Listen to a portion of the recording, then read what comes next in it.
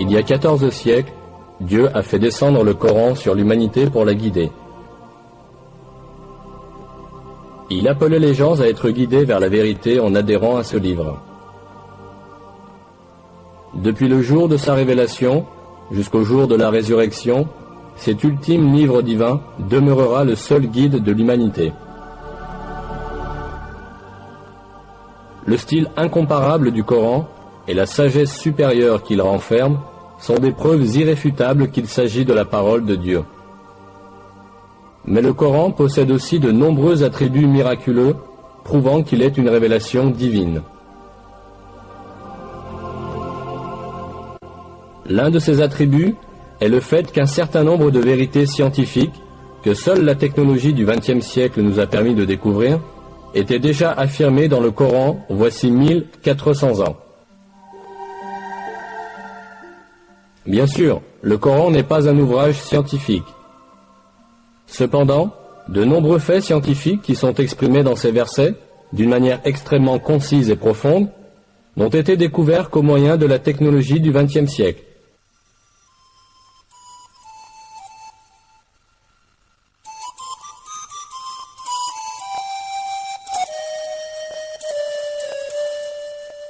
Au 7e siècle, lorsque le Coran a été révélé, la société arabe avait de nombreuses superstitions sans fondement à propos des questions scientifiques.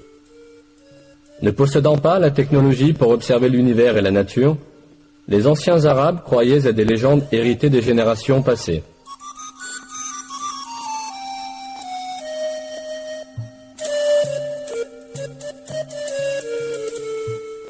Ils supposaient, par exemple, que les montagnes soutenaient le ciel. Ils croyaient que le monde était plat et qu'il y avait de hautes montagnes à chaque extrémité. On pensait que ces montagnes étaient des piliers qui maintenaient en l'air la voûte du ciel.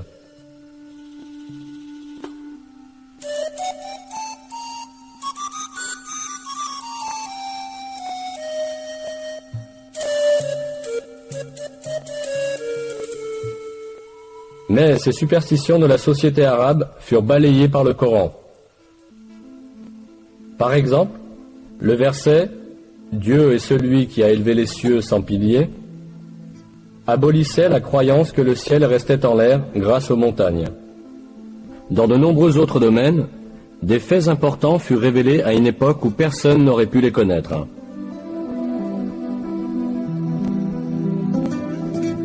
Le Coran, qui a été révélé à une époque où les gens savaient très peu de choses sur l'astronomie, la physique ou la biologie, contient des faits essentiels sur des sujets variés, comme la création de l'univers, la création de l'être humain, la structure de l'atmosphère et les équilibres délicats qui rendent possible la vie sur Terre. Examinons maintenant quelques-unes des vérités scientifiques révélées dans le Coran.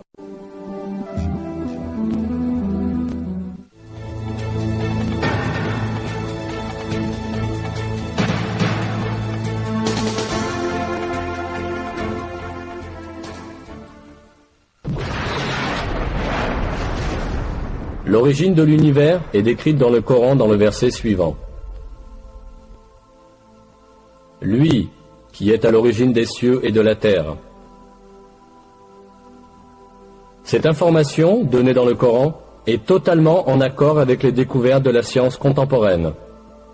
La conclusion, atteinte par l'astrophysique aujourd'hui, est que l'univers tout entier, ainsi que les dimensions de la matière et de l'espace, sont apparus à la suite d'une grande explosion qui a eu lieu hors du temps.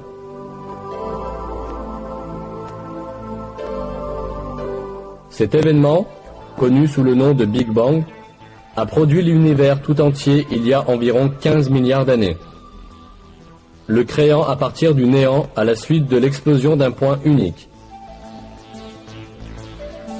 Les cercles scientifiques modernes s'accordent à dire que le Big Bang est la seule explication rationnelle et prouvable de commencement de l'univers et de la manière dont l'univers est apparu.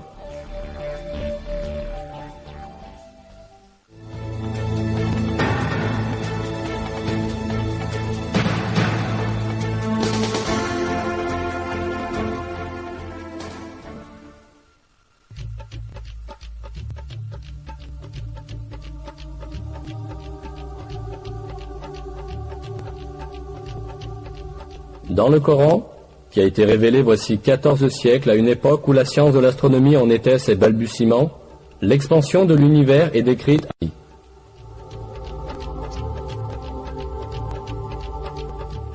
Le ciel, nous l'avons construit par notre puissance et nous l'élargissons constamment.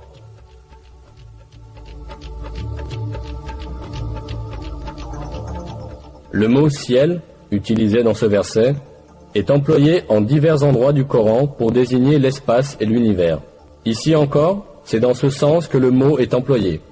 Autrement dit, le Coran nous informe que l'univers est en expansion. C'est exactement à cette conclusion que la science est parvenue aujourd'hui. Les recherches, les observations et les calculs effectués grâce à la technologie moderne ont cependant révélé qu'en réalité, l'univers a eu un commencement et qu'il est en expansion constante. Au début du XXe siècle, le physicien russe Alexander Friedmann et le cosmologue belge Georges Lemaître ont calculé théoriquement que l'univers est en mouvement constant et en expansion.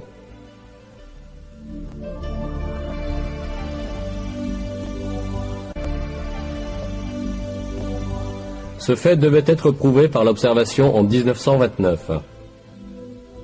En observant le ciel avec un télescope, l'astronome américain Edwin Hubble découvrit que les étoiles et les galaxies s'éloignaient constamment les unes des autres.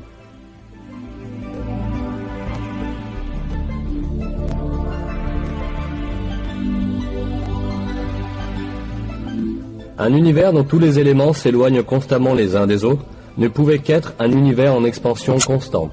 Les observations effectuées les années suivantes confirmèrent que l'univers est en expansion constante.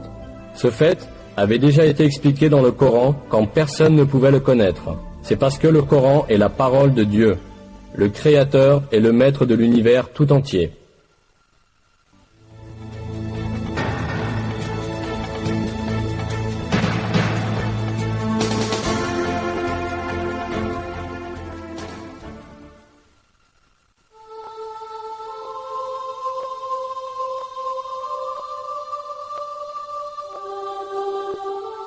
Les versets du Coran évoquant le soleil et la lune soulignent que chacun se déplace dans une certaine orbite.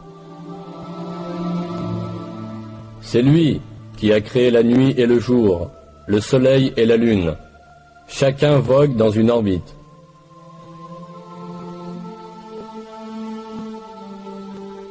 Un autre verset mentionne également que le soleil n'est pas statique, mais se déplace dans une certaine orbite. Et le soleil court vers un lieu de séjour qui lui est propre. Telle est la détermination du Tout-Puissant, de l'Omniscient.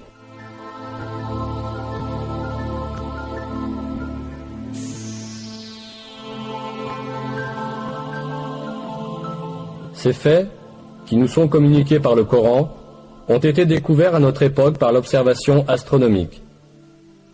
Selon les calculs des experts en astronomie, le Soleil voyage à la vitesse extraordinaire de 720 000 km à l'heure.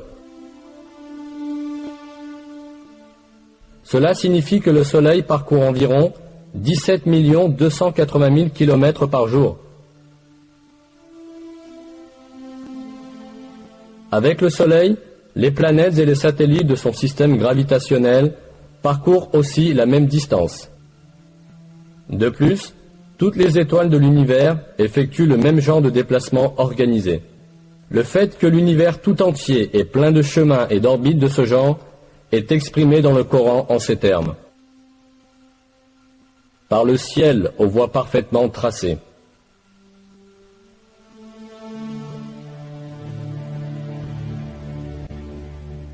À l'époque où le Coran a été révélé, l'humanité ne possédait pas les télescopes ni les techniques d'observation de pointe que nous avons aujourd'hui, et qui permettent d'observer l'espace sur des millions de kilomètres.